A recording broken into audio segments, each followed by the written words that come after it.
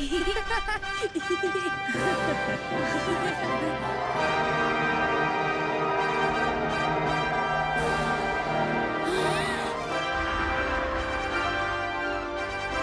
time, Mia. Time to start our treasure hunt. Yeah. Let's go! Hey everybody, welcome back to Experience Points, a less formal, more laid-back sort of video where I talk about games that I've played a little bit of but have not yet finished, and today we're taking a look at Dragon Quest Treasures, which is not your typical Dragon Quest game.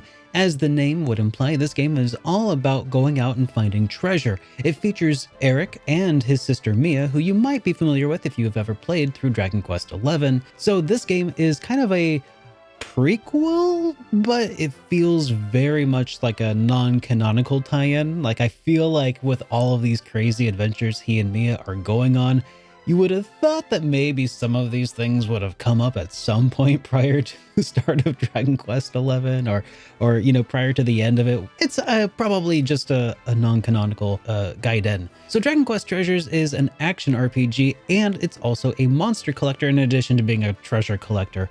And what that means is as you go around defeating enemies by, you know, knocking them out and stuff and hitting them with pebbles and stuff like that, they have a chance of wanting to join you afterwards, very similar to some of the original Dragon Quest games like Dragon Quest V, where you can actually have a whole bunch of monsters with you. It's really nice, this whole entourage. I don't think that they were the very first ones to introduce monster collecting mechanics, but they were one of the first, actually. Dragon Quest Treasures is very lighthearted, which is not atypical of Dragon Quest. It feels very much not like a very serious game, and at first it really gave me feelings of it being like a very childish game, a kid's game.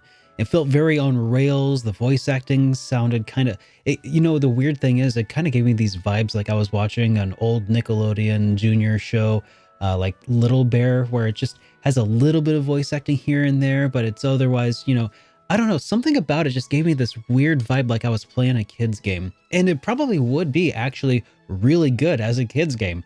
Believe it or not, I think that if you have kids who might be interested in checking out the Dragon Quest series at some point in their lives, this might not be a bad gateway drug, I guess, for you to give your kids.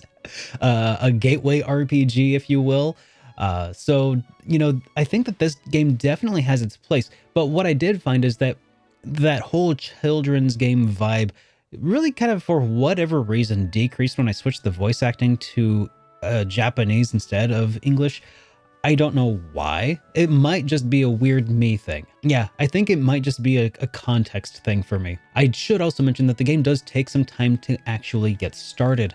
About like 3 or 4 hours in, actually, if you're playing kind of at a casual pace, at that point, the game really widens up and allows you to pretty much go off and explore in a plethora of different areas and directions, and exploration is the name of the game. Exploration, go out there, collect monsters, and collect treasures. And the funny thing is, as you're like fighting other monsters and stuff, the monsters who accompany you carry the treasures that they help you find.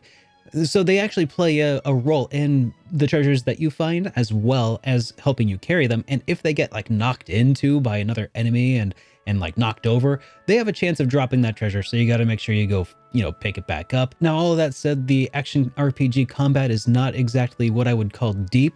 The gameplay loop is pretty fun and addictive though. So I could see this being the sort of game that you could really easily just pick up and play for a few hours and put down and just do little quests, complete little side quests, you know, do like just a little bit at a time.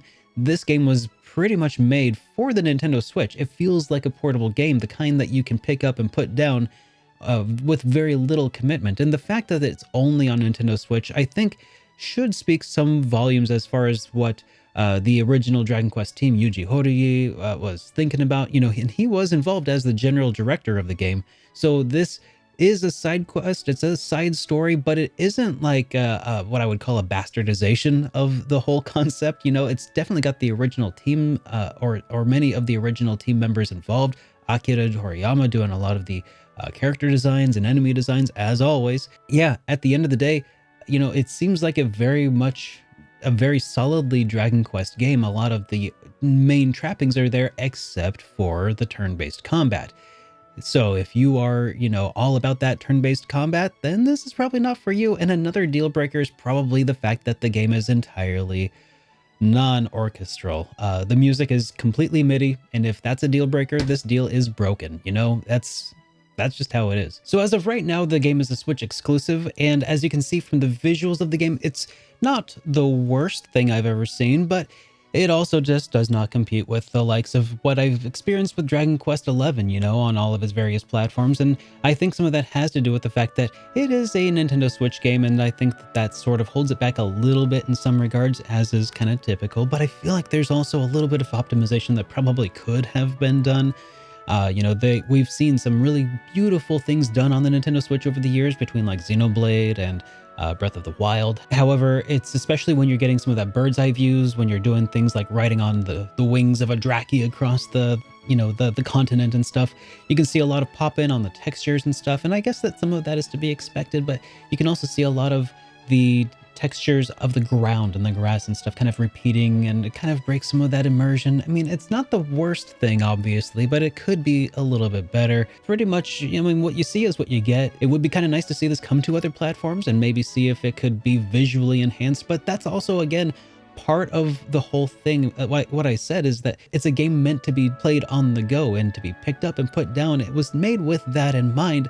But, now we have the Steam Deck, which also would lend itself really well to playing this game, and maybe being able to push the visuals of it a little bit further would be really nice.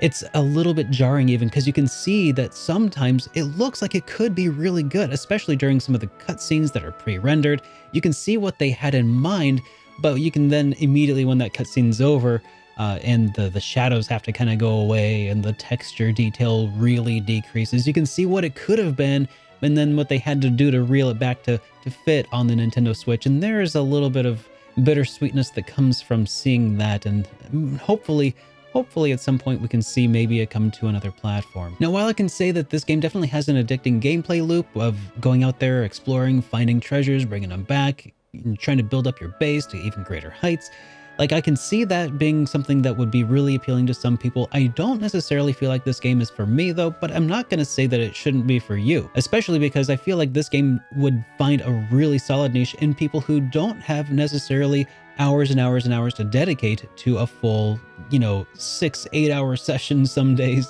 This seems like the sort of game that was meant for people who are playing, on their commute on a bus, or on lunch breaks at work. This would be a fantastic game to sort of just take in those sorts of bite-sized pieces. This is definitely a game for a very specific subset of people. And also, like I said before, I think this would also be really great for children, sort of like a My First Dragon Quest style of game. However, as of right now, I don't think that this game is going to hold my interest, so I don't suspect that I'll be diving too much further into this one once the review is done.